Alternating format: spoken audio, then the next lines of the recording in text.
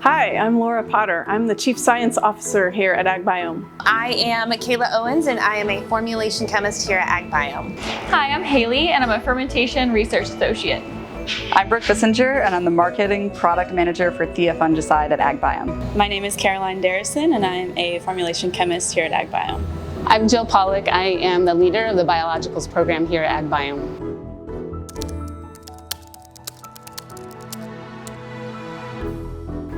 So I always loved math ever since I was a little kid, and all through school wanted to do the hardest math classes I could find, and I ended up majoring in math in college, but I had never really seen applied math before.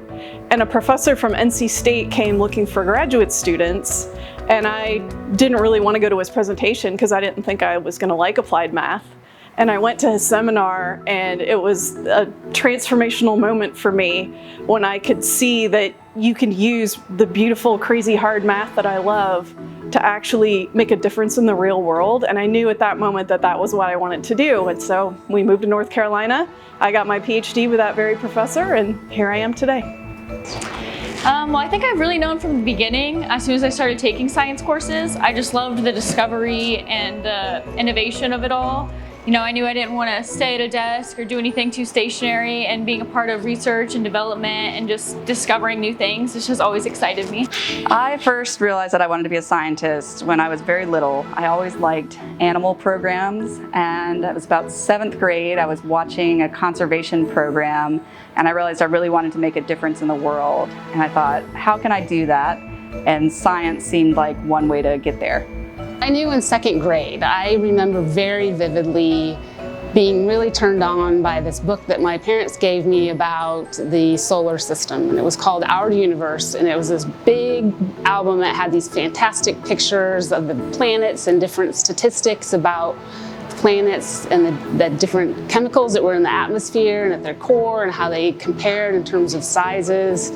And I would just spend hours staring at that thing and learning about it. And that was, I think for me, a real revelation that I just was really energized by all of that.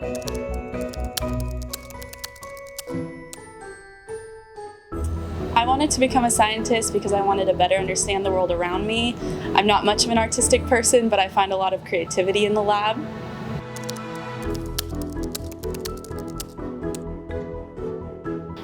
Originally, my field of study was environmental science because I really wanted to make a difference in the world.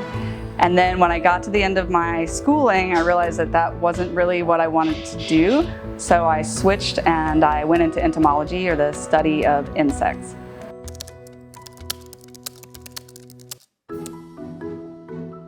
So yes, actually it happened really early on.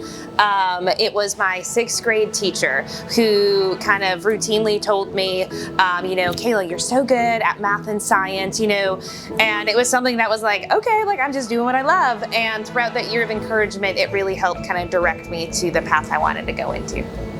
Yeah, my role model was really my parents. My mom was an artist and my dad was a physical chemist. He was a professor. And it was fun to see them work together on developing the different glazes and things that my mom used in her pottery. They would work on the ideas of the different metals and the chemistry and come up with, new glazes. And so that was really fun to see and understand that there was really, you could use science and chemistry as a basis to really make everything else better and improve it.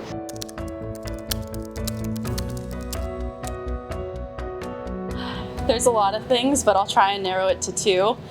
And that would be creating a product that provides a solution to a problem and that people enjoy using. I'm passionate about making a difference in the world, and I love science and math.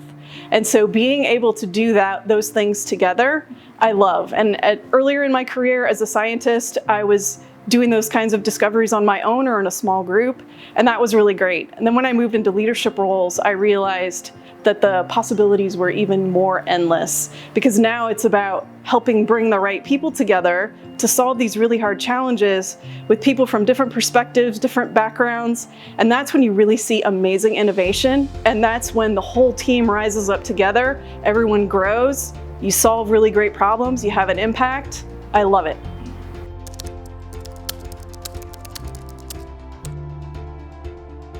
So probably the biggest thing I've had to work on is my confidence. Going into the field, I never thought that I fit the mold of a scientist. I talk differently and I bring maybe a different energy.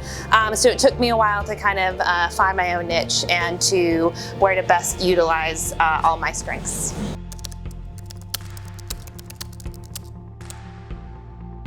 One piece of advice I would give is keep your scope as broad as possible. Don't limit yourself. And I know sometimes when you're going through college or even high school, they tell you to pick something and stick to it. But I find like the more broad, education you get and the more opportunities you learn about, the easier it is to get access to things, especially as like a woman in science. Like there's so much out there, and limiting yourself only kind of sets yourself up for failure. I feel like when you open up your horizon, you're open to possibilities, you never know what's going to come to you. I would have never thought I'm in the role I'm in now, but I'm extremely grateful to be in it. So I would advise young women and STEM to look at science as a door that can take you many places in your career. So for me, I've changed roles several times. I loved entomology and insect science. I'm now working in marketing with fungicides, so something completely different. But science is really that bridge that can take you many different places. I would say trust yourself and know that your voice matters.